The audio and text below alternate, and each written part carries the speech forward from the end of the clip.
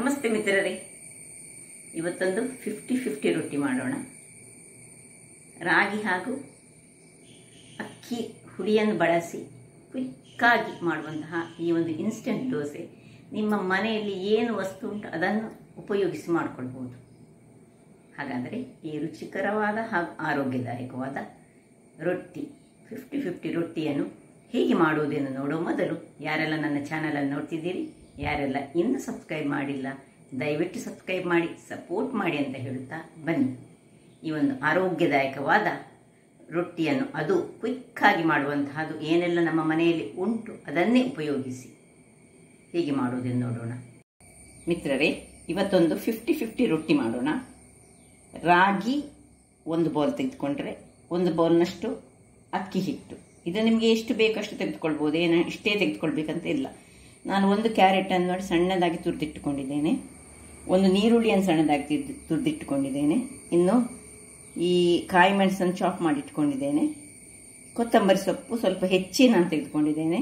ಅಥವಾ ಕೆಲವರು ಸಬ್ಬಸಿಗೆ ಸೊಪ್ಪು ಯೂಸ್ ಮಾಡ್ತಾರಂತೆ, ನಾನು ಖಾಲಿ ಕೊತ್ತಂಬರಿ ಸೊಪ್ಪನ್ನು, ನಮ್ಮದು ಇಲ್ಲಿ ಕರಾವಳಿಯಲ್ಲಿ ಹೆಚ್ಚಾಗಿ ನಾವು ಸಬ್ಬಸಿಗೆ ಸೊಪ್ಪು ಕಡಿಮೆ ಯೂಸ್ ಮಾಡೋದು, ಬಟ್ ಯೂಸ್ ಮಾಡಿದ್ರೆ ಬಹಳ ಒಳ್ಳೆ. ಸಬ್ಬಸಿಗೆ ಸೊಪ್ಪು ದೇಹಕ್ಕೆ ಬಹಳ ಉತ್ತಮ, ಅದು ಯೂಸ್ ಮಾಡ್ಬೋದು.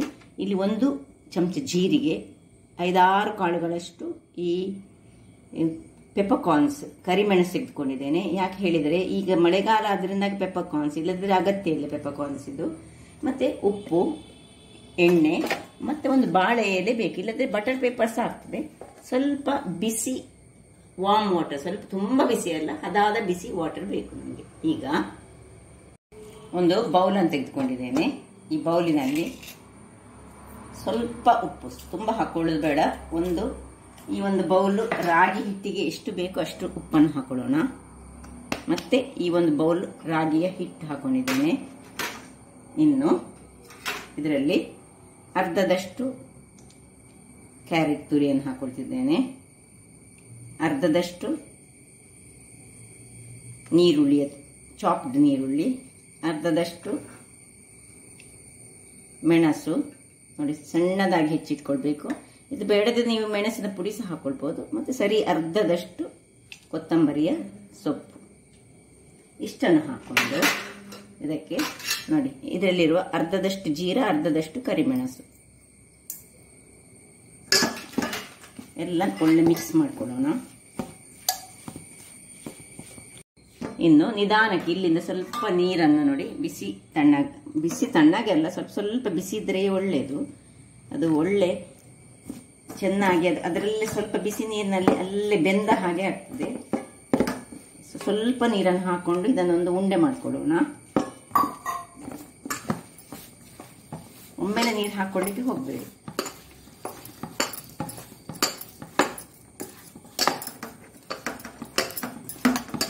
ಸ್ಮೂತ್ ಆದ ಉಂಡೆ ಮಾಡಬೇಕು. ಈಗ ಇದಕ್ಕೆ ಒಂದು ಚಮಚದಷ್ಟು ಎಣ್ಣೆಯನ್ನು ಹಾಕೊಳ್ತಿದ್ದೇನೆ.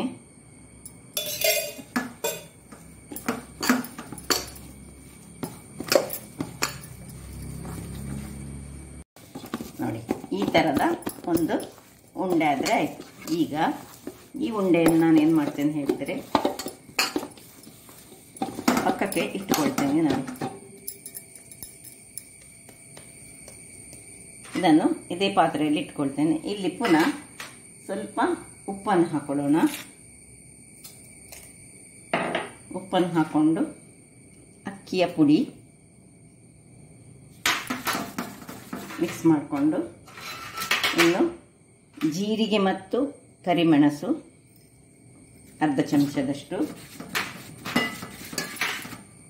ಉಳಿದ ಎಲ್ಲ ಅರ್ಧದಷ್ಟು ಭಾಗದ್ದು ಕ್ಯಾರೆಟ್, ನೀರುಳ್ಳಿ, ಕೊತ್ತಂಬರಿ ಸೊಪ್ಪು, ಕಾಯಿ ಮೆಣಸು ಎಲ್ಲವನ್ನು ಸಹ ಹಾಕೊಳ್ತಿದ್ದೇನೆ. ಒಮ್ಮೆ ಚೆನ್ನಾದ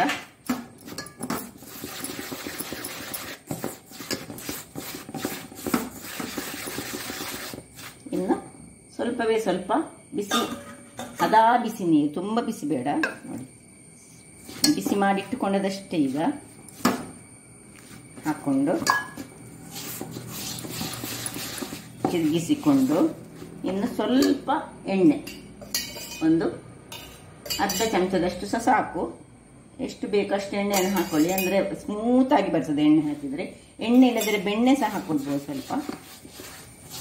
ಹೀಗೆ ಉಂಡೆಯನ್ನು ಮಾಡ್ತೇನೆ ನೋಡಿ. ಈ ಉಂಡೆ ಸಹ ರೆಡಿ ಆಯಿತು.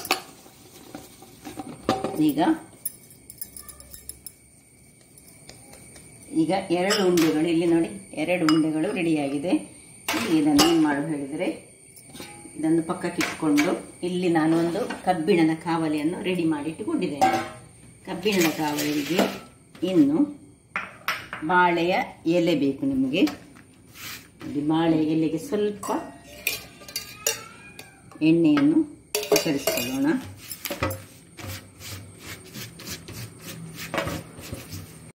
ಈ ಎಣ್ಣೆ ಹಾಕಿದ ಮೇಲೆ ಇಲ್ಲಿ ಇದರಲ್ಲಿ ಅರ್ಧದಷ್ಟು ಉಂಡೆಯನ್ನು ತೆಗೆದುಕೊಳ್ಳೋಣ. ಇಲ್ಲಿ ನೋಡಿ ಕಾವಲಿ ಸಹ ಬಿಸಿ ಆಗ್ತಾ ಉಂಟು, ಸಣ್ಣಗಾಗಿ ಇಟ್ಕೊಳ್ಳೋಣ ನಾವು. ನೋಡಿ ಇದನ್ನೀಗ ಇಲ್ಲಿ ಹೀಗೆ ತಟ್ಟಿಕೊಳ್ಳೋಣ. ಸ್ವಲ್ಪ ಕೈಯಲ್ಲಿ ಸ್ವಲ್ಪ ನೀರನ್ನು ತಾಗಿಸಿಕೊಂಡು ಚೆನ್ನಾಗಿ ತಟ್ಟಿಕೊಳ್ತಿದ್ದೇನೆ ನೋಡಿ. ಒಂದು ಸೈಡ್ ಈ ಸೈಡಲ್ಲಿ ಹೀಗೆ ತಟ್ಟಿಕೊಳ್ತಾ ಇದ್ದೇನೆ. ಇದು 50-50 ದೋಸೆ ಮಾಡ್ತಾ ಇದ್ದೇವೆ ನಾವೀಗ.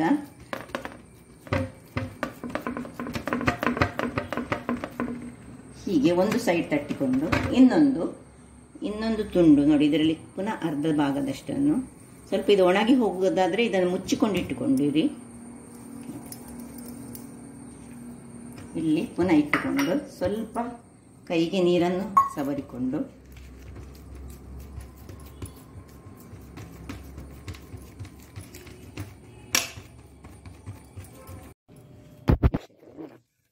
ಸೈಡ್ಸ್ ಅನ್ನು ಸ್ವಲ್ಪ ಹೀಗೆ ಮಾಡಿದ್ರೆ ಆಯ್ತು. ಇದು ಇಲ್ಲಿ ಇದು ಬಿಸಿಯಾಗಿದೆ. ಎಣ್ಣೆಯನ್ನು ಸ್ವಲ್ಪ ಹಾಕೊಳ್ಳೋಣ. ಬೆಣ್ಣೆ ಹಾಕಿದ್ರೆ ಒಳ್ಳೆ ಆಗ್ತದೆ. ಯಾವ್ದು ಆಗ್ತದೆ ಸ್ವಲ್ಪ ಇಡೀ ಕಾವಲಿಯಲ್ಲಿ ಇರಲಿ. ಯಾಕಂದ್ರೆ ಸ್ವಲ್ಪ ಡಬಲ್ ದೋಸೆ ಅಲ್ಲ, ಅದರಿಂದ ಡಬಲ್ ರೊಟ್ಟಿ. ನಾನು ದೋಸೆ ಹೇಳ್ತಾ ಇದ್ದೇನೆ. ರೊಟ್ಟಿ ಇದು 50-50 ರೊಟ್ಟಿ. ಸೊ ಇದನ್ನೀಗ ನೋಡಿ ಹೀಗೆ ಉಂಟಲ್ಲ, ನಿಮ್ಮ ಕಾವಲಿ ಎಷ್ಟು ದೊಡ್ಡದುಂಟು ಅದರ ಪ್ರಕಾರ ಇದಕ್ಕಿಂತ ಸಣ್ಣದಾಗಿ ಸಹ ಮಾಡಿಕೊಳ್ಬೋದು. ಒಂದು ಹೀಗೆ 2 ನಿಮಿಷ ಹಾಗೆ ಇಟ್ಕೊಳ್ಳೋಣ. ವೀಕ್ಷಕರೇ, 1 ನಿಮಿಷಗಳ ಬಳಿಕ ನೋಡಿ ನಿಧಾನಕ್ಕೆ ಇದನ್ನು ನೋಡಿ ಚೆನ್ನಾಗಿ ಬರ್ತದೆ. ನೋಡಿ ಹೇಗೆ ಅಂಟಿಕೊಂಡಿದೆ ನೋಡಿ. ಈಗ ಇದರ ಮೇಲೆ ಸ್ವಲ್ಪ ಎಣ್ಣೆಯನ್ನು ಹಾಕೊಳ್ಳೋಣ. ತುಂಬ ಕಲರ್ಫುಲ್ ಆಗಿ ಬರ್ತದೆ ನೋಡಿ, ಹೇಗೆ ಬರ್ತದೆ, ಬ್ರೌನ್ ಆ್ಯಂಡ್ ವೈಟ್. ಸೊ ಇನ್ನೀಗ ಸ್ವಲ್ಪ ಹೊತ್ತು ಹೀಗೆ ಮುಚ್ಚಳವನ್ನು ಮುಚ್ಚಿಕೊಂಡು ಬೇಯಿಸ್ಕೊಳ್ಳೋಣ. ಒಂದು 2 ನಿಮಿಷಗಳ ಬಳಿಕ ನೋಡಿ ತೆಗೆದುಕೊಳ್ಳಿ. ತುಂಬ ಉರಿ ದೊಡ್ಡದು ಇಟ್ಕೊಳ್ಬೇಡಿ, ತುಂಬ ಉರಿ ಇಟ್ಟರೆ ಕರೆಕ್ಟ್ ಹೋಗ್ತದೆ. ಈಗ ಇದನ್ನು ಪುನಃ ಹೀಗೆ ಎಷ್ಟು ಚೆನ್ನಾಗಿ ಬಂದಿದೆ ಹೇಳಿದರೆ, ಇದರ ಮೇಲೆ ಒಂದಿಷ್ಟು ಬೆಣ್ಣೆಯ ಏನಾದರೂ ಹಾಕಿ ತಿಂದರೆ ಸ್ವರ್ಗ ಅಷ್ಟು ಚೆನ್ನಾಗಿ ಬರ್ತದೆ. ಸೊ ನೋಡಿ ಸ್ವಲ್ಪ ನಾನೀಗ ತುಪ್ಪ ಸಹ ಹಾಕೊಳ್ಬೋದು. ತೆಂಗಿನ ಎಣ್ಣೆಯಲ್ಲಿ ತುಂಬ ಪರಿಮಳವಾಗಿ ಸಹ ಬರ್ತದೆ. ಈ ರೊಟ್ಟಿಗೆ ತೆಂಗಿನ ಎಣ್ಣೆ ಯಾವಾಗಲೂ ಬಹಳ ಸೂಟ್ ಆಗೋದು, ಮತ್ತು ಬೆಣ್ಣೆ ಸಹ ಆಗ್ತದೆ. ಆದರೆ ತೆಂಗಿನ ಎಣ್ಣೆಯ ಪರಿಮಳ ಅದರಲ್ಲಿ ಬಂದರೆ ಅದೊಂದು ಬಹಳ ರುಚಿಕರ. ಇಲ್ಲಿ ನೋಡಿ ಈಗ ಇದು ಹೀಗೆ ಆಗಿದೆ. ಇದನ್ನೀಗ ಸ್ವಲ್ಪ ಕ್ಲೀನ್ ಮಾಡ್ಕೊಳ್ಬೇಕು. ಇನ್ನೊಂದು ಸತಿ ಮಾಡುವಾಗ ಸ್ವಲ್ಪ ನೀರಿನಲ್ಲಿ ಕ್ಲೀನ್ ಮಾಡಿ ಮತ್ತೆ ನಾವು ಸ್ವಲ್ಪ ಎಣ್ಣೆಯನ್ನು ತಾಗಿಸಿಕೊಂಡು ಇನ್ನೊಂದು ರೊಟ್ಟಿಯನ್ನು ಸಹ ಇದೇ ರೀತಿಯಲ್ಲಿ ಹೀಗೆ ಸ್ವಲ್ಪ ಎಣ್ಣೆ ಹಾಕ್ಕೊಂಡು ಇನ್ನೊಂದು ರೊಟ್ಟಿಯನ್ನು ಸಹ ನಾನೀಗ ಮಾಡಿಕೊಳ್ತಿದ್ದೇನೆ. ಇದೇ ರೀತಿಯಾಗಿ ಮಾಡಿಕೊಳ್ಳುವುದು. ಇಲ್ಲಿ ಇದೀಗ ಕಾಯ್ತು.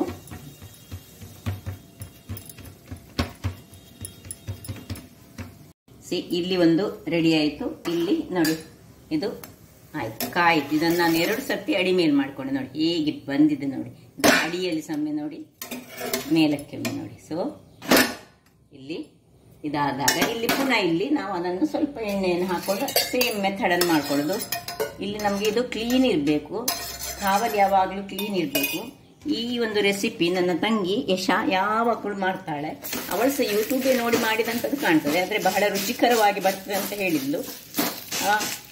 ಮತ್ತೆ ಅದನ್ನು ಕಂಡು ನಾನೀಗ ಇದನ್ನು ಮಾಡಲಿಕ್ಕೆ ಟ್ರೈ ಮಾಡಿದೆ. ಸ್ವಲ್ಪ 2 ನಿಮಿಷ ಹೀಗೆ ಇಟ್ಕೊಳ್ಬೇಕು, ಆಮೇಲೆ ನಾವು ಇದನ್ನು ಓಪನ್ ಮಾಡಬೇಕು. ಹಾಗಾದರೆ ಇಲ್ಲಿ ನೋಡಿದಿರಲ್ಲ ವೀಕ್ಷಕರೇ, ನೋಡಿ ಏನು ಚೆನ್ನಾಗಿ ಬಂದಿದೆ. ಒಂದು ಬಾಳೆ ಎಲೆ, ಇದರ ಮೇಲೆ ಒಂದು ಬೆಣ್ಣೆ ಅಥವಾ ಚಟ್ನಿ ಸಹ ತಿನ್ಬೋದು, ಹೀಗೆ ಖಾಲಿ ಸಹ ತಿನ್ಬೋದು. ಖಾಲಿ ತಿನ್ನಬೇಕಾದ್ರೆ ನೀವು ಇದಕ್ಕೆ ಸ್ವಲ್ಪ ಬೆಲ್ಲ ಏನಾದರೂ ಮೊದಲೇ ಚೂರು ಹಾಕೊಳ್ಬೇಕು. ಬೇಡ, ಅದರ ಬದಲು ಬೆಣ್ಣೆಯಲ್ಲಿ ತಿಂದ್ರಂತೂ ಬಹಳ ಸೂಪರ್ಬಾಗಿದೆ. ಖಾಲಿ ಚಹಾದಲ್ಲಿ ಸಹ ಮುಳುಗಿಸಿ ತಿನ್ಬೋದು. ಹಾಗಾದರೆ ನೋಡಿದ್ದೇವೆ ವೀಕ್ಷಕರೇ, ಈ ಒಂದು ರುಚಿಕರವಾದ 50-50 ರೊಟ್ಟಿ, ಆಚೆಂದ ರಾಗಿ, ಈಚೆಂದ ಅಕ್ಕಿ ಹಿಟ್ಟು, ಆರೋಗ್ಯಭರಿತವಾದುದು. ನನ್ನ ಈ ಕುಕಿಂಗ್ ಚಾನಲ್ ನಿಮಗೆ ಇಷ್ಟ ಆದರೆ ಬೋಳೂರು ಸುವರ್ಣ ಚಾನಲನ್ನು ಲೈಕ್ ಮಾಡಿ, ಶೇರ್ ಮಾಡಿ, ಹಾಗೂ ಸಬ್ಸ್ಕ್ರೈಬ್ ಮಾಡಿ, ಹಾಗೂ ನನ್ನ ಇನ್ಸ್ಟಾಗ್ರಾಮ್ ಪೇಜನ್ನು ಫಾಲೋ ಮಾಡಿ. ಧನ್ಯವಾದಗಳು.